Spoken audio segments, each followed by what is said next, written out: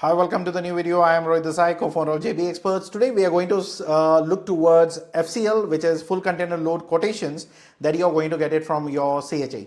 So we are going to discuss on the pricings and what are the pricing structures would be, and if someone wants to play with your money, so let's see how we can get it sorted. The first price is going to be the freight charge. When you're going to move your container, the whole container from one location to another, someone has to carry your container. So that is going to be the shipping line. This price, whatever you're going to pay as a freight charges, that is going to go through the shipping line company who is going to operate from one destination to another.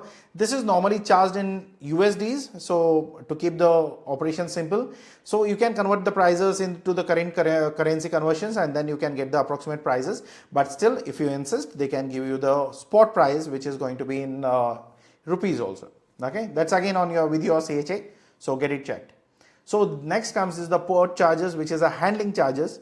So normally you're going to use their cranes, their machineries, their storage, loading and unloading. So there are various charges in the port area where you're going to use your machineries of the port. So there is not something that you rent it out, but you pay a certain amount of fee just to manage that operations for you. So these are all something, there is a fixed cost. So there is nothing that you can negotiate. But normally your freight forwarders, if had added some kind of a markup, then yeah, you can really negotiate. And how do you get to know that? If you get the quotations from multiple sources and you ask them to send out a breakout pricing, then you'll get to know this. So it should not be the big problem.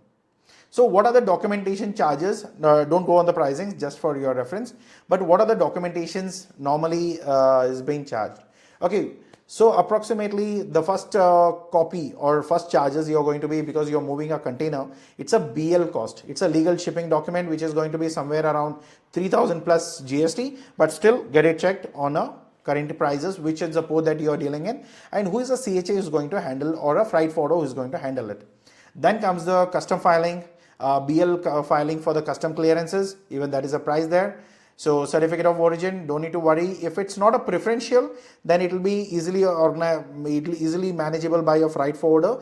But still, if there is some kind of a certificate of origin, preferential is required, even that is also something they can do it, but at an additional cost. That is also something which is possible.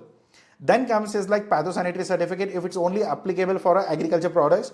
If your product is not an agriculture product, someone puts into this saying that, okay, this is a charges for your pathosanitary certificate, this is a quarantine's requirement and all of it, then just tell him this is not agriculture product, don't fool me out, just take out that. Okay.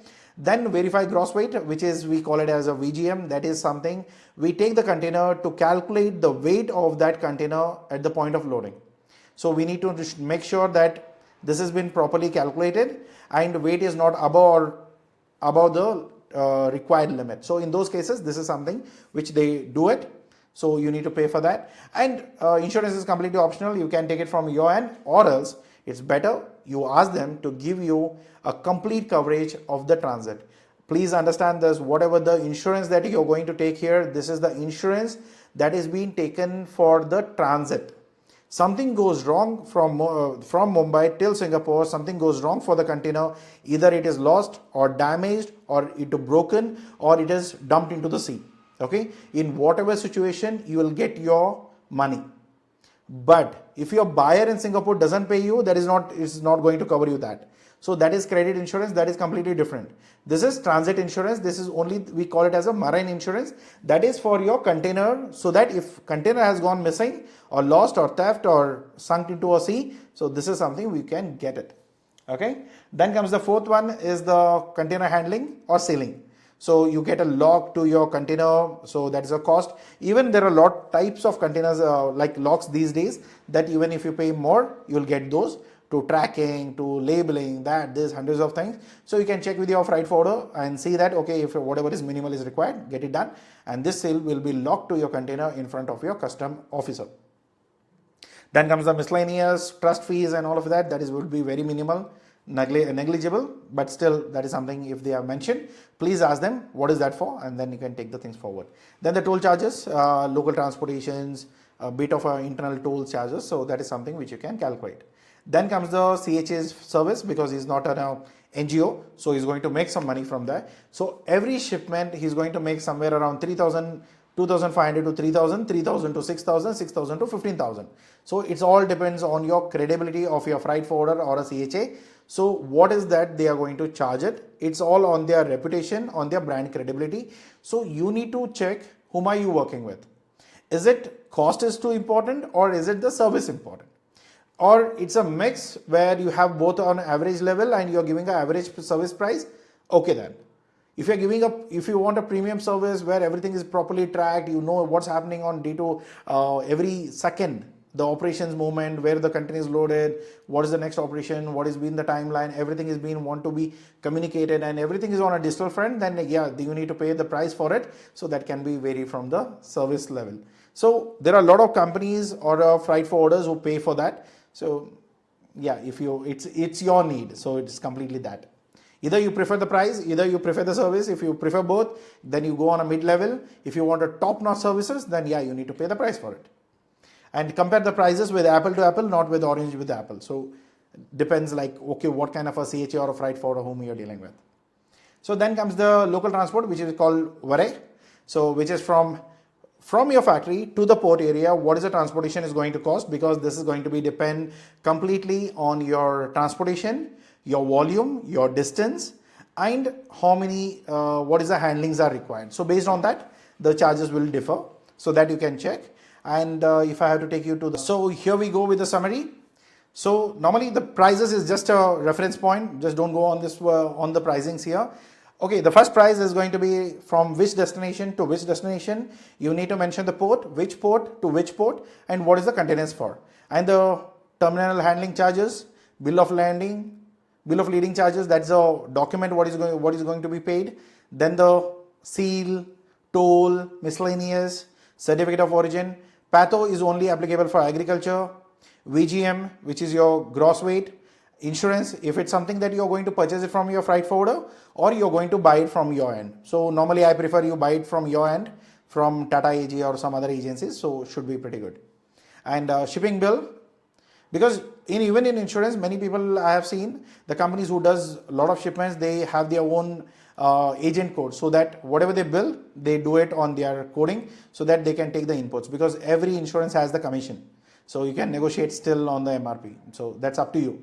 Then comes the shipping bill. So that's a document what you're going to get. Then the CHA agent fee or a freight forwarder's fee.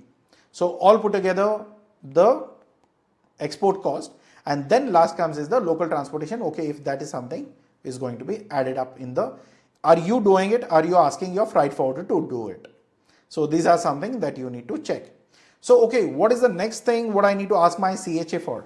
You need to ask him that, can you take the GST? Everywhere it's a plus GST, plus GST, plus GST. So you need to be sure like what is the percentage of GST is going to charge, and can you take the credit for it?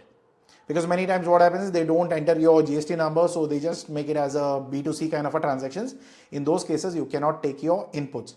Better you do get a company who is giving you a proper GST input using your GST number, only then you can get it done. So if the product is not agriculture, skip PATO. If someone adds it, just mention him. PATO is not for, if it's not agriculture product, please take it off. Okay, people have a standard format, so they will add up everything and send it to you. Until if you ask, they will not going to renegotiate, or they will just send you the whole bill. So just be on that. Okay, always check your Incoterm. What is the Incoterm that you're working on? Please mention your freight forwarder, what is included, what is not included, what is the Incoterm that you're going to use. Based on that, they are going to give you the code. So please check on that. And then the freight charges changes weekly. So please confirm the container, because many times they don't even update you. If the prices have gone up, they'll not update you. They'll just say that, okay, yeah, the container is booked and we're sending it. Then once the bill comes and then the quotation you compare, the prices are completely different. So please check before you're booking, just check the prices. If you're okay with that, if any surprises are going to come, let it come before you booking the container, or else you can change the vendor and get the container booked from someone else. And then ask, please make sure, as I already said, please ask for the breakup. Don't go for a combined quotation saying that, okay, this much you are going to be charged. Okay, what is it? What I'm charging for, or what I'm getting charged for. So these are the information. That is something basically you need to have it, so that if somewhere you can negotiate, why are you charging so much? why are you charging for this? Why are you charging for that? If someone is added patho or not, even you will not get to know when it is a combined quotation. So please make sure you take a quotation which is a proper breakup. So accordingly, you can evaluate each and every prices, and then you can see whether that is required, not required, negotiable, non-negotiable. So these are something which is important. So certificate of origin and all, they can easily arrange it. There is not a big task for them. So they can easily get it done, but only if it's a proper Indian manufacturer, if you're doing it on some kind of agreement. So certificate of origin preferential is required. Some additional documentations are required that your freight forwarder will ask for it, and then you need to share it to them. They will get it done for you. Okay. So these are all the whole process to understand the quotations.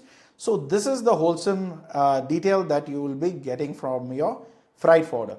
Apart from this, if something else is added, you can get it checked with us. You can put into comment box. We can answer for that. And if you need any help in booking your containers, moving all the shipments, getting consultations, you need any supports in hand holding with your export operations. If you want to outsource your complete export division, we are just sitting here. You can get in touch with us. Link, the number is in the description. Go and check, give us a call, and we can have a meeting and we can understand how we can both work together. Okay, so for open orders, the website is already open. We have listed out multiple inquiries. If you want to participate without paying anything upfront, there are quotations already there. The requirement is already there. Just submit your quotations after registering, and we'd be allowed to work with you. So there are multiple other options. If you are interested, you can get in touch with us. We can help you with that. Okay. So thank you so much for watching this video. If you like this video, please hit the like button and subscribe to our channel. Thank you so much. Take care. Bye-bye.